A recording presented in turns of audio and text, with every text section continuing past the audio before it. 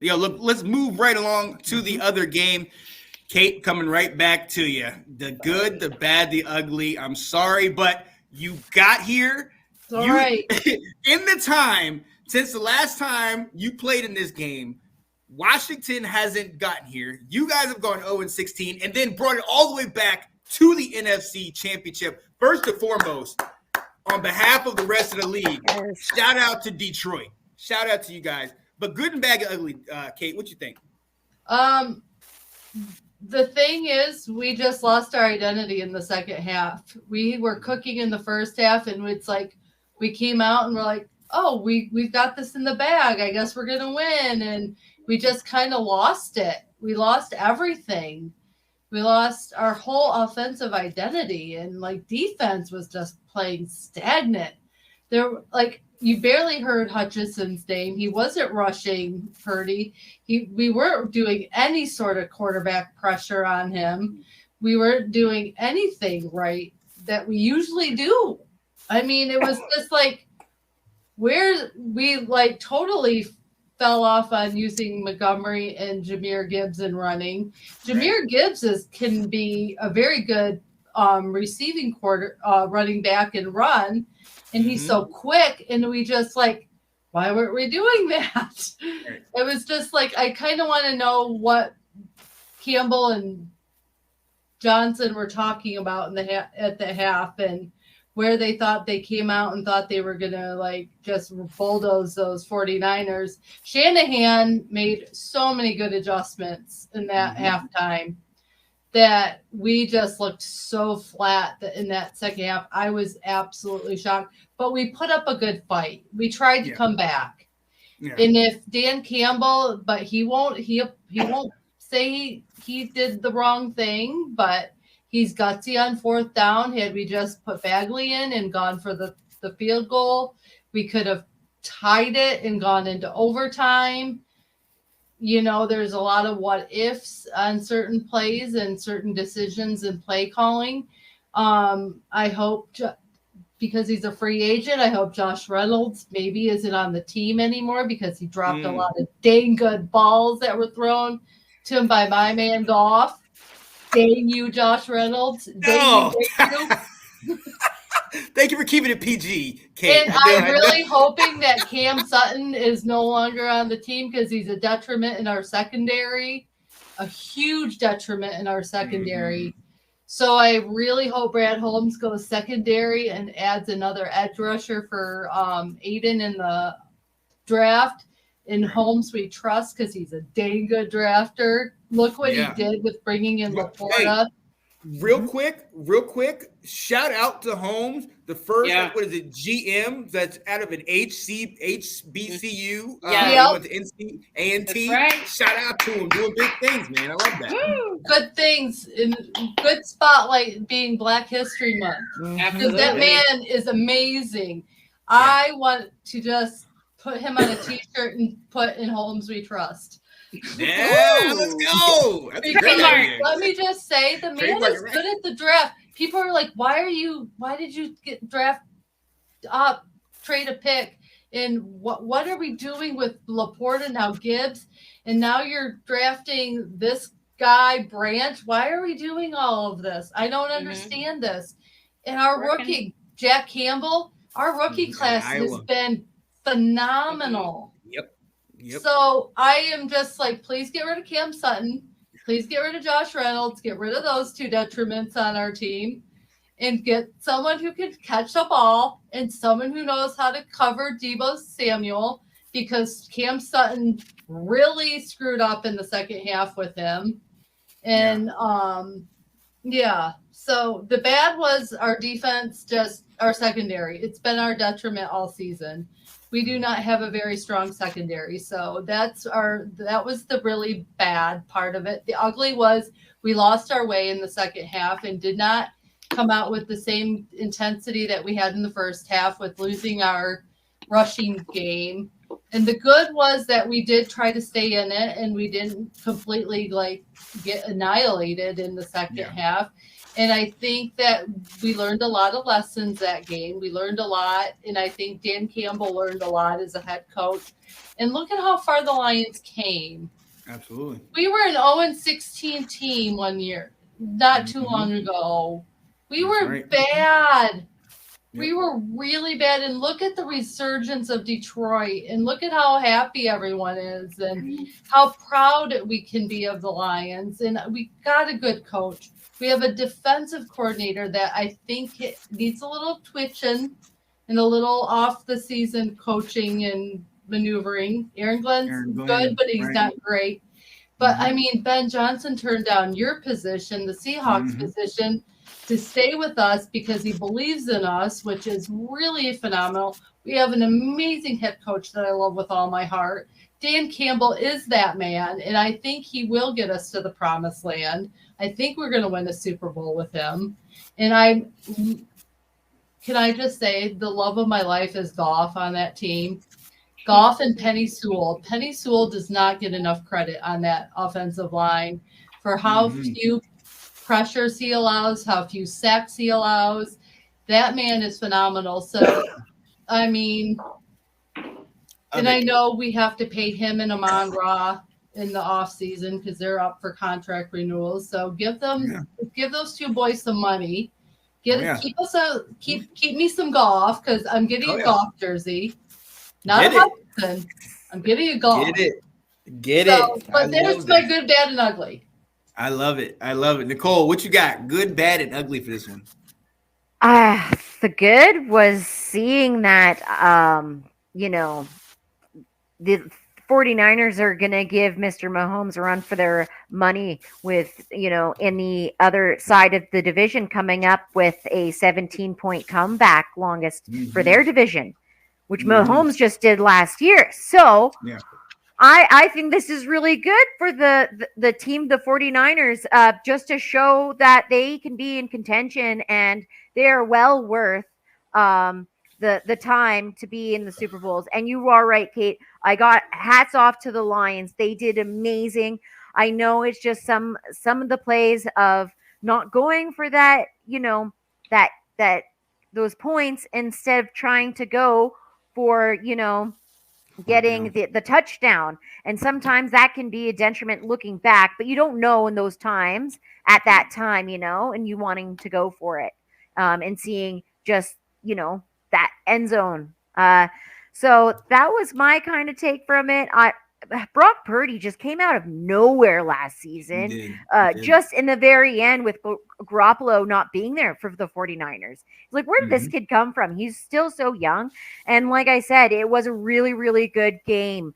Still, it came 34-31. That was a really amazing score. So that's my take on it. I can dig it. Yeah, no. Delilah, what do you think? And first and foremost, because I know you paid attention to this, talk about the timeouts because or the fourth downs, because I know a lot of people want to sit here and blame him for the fourth downs. Yeah. But this is what he did. In the first game of the year against the Chiefs on his own 30-yard line, he ran a fake punt. This is who he is. We can't just hate him when it doesn't work and love him when it does. Right. So what do you think about it? Yeah, I mean, he went for it, and I understand why he did it.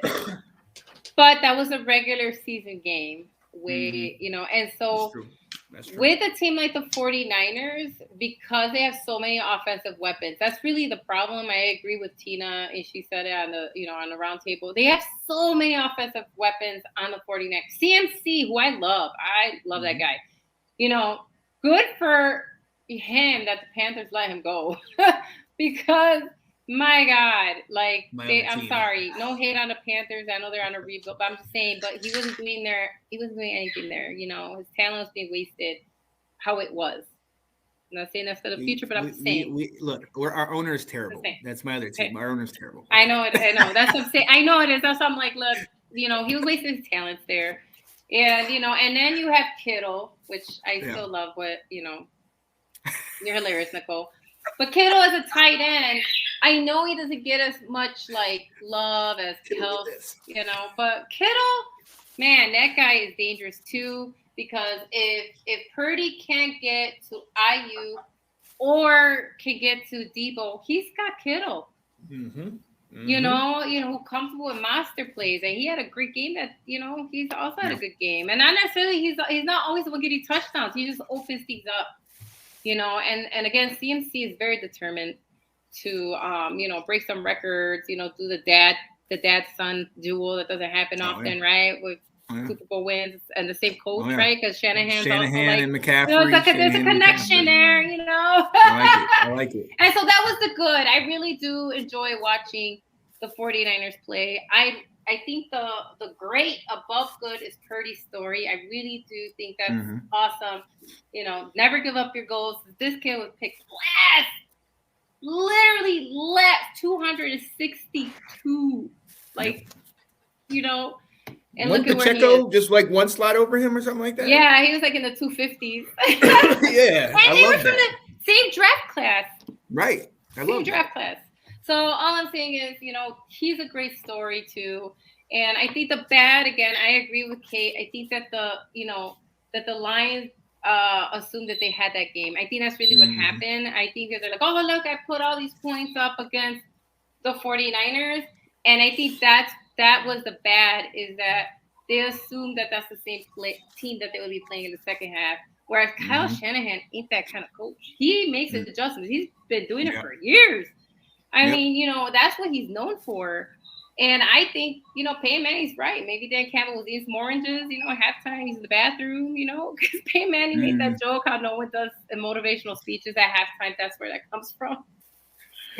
Obviously, that's not 100% true. Because look at Kyle Shanahan. He made adjustments. So. But yeah, I think that was the bad. I think that, Dan Campbell, because he's a gambler, and I think that's what happened. I think he overplayed his hand, as they say, and said, I am going to, I got this. And I think that's really what happened. I think they came out thinking that they had it in a bag, and that's part of the reason probably why he didn't go for it, because he thought he could do the same thing that what he did to Chiefs, he could do to the 49ers.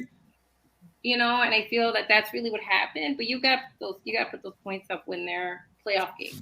I get you have that shot. Regular season, yes, go for it, because you got 17 other games. You know what I mean, to play. But when you're in the playoffs, you got to put up as many points as you can against defense. Never underestimate your defense, right? That's what y'all tell me. There's there's 4 quarters in football. Yeah. You got to play to the very last second.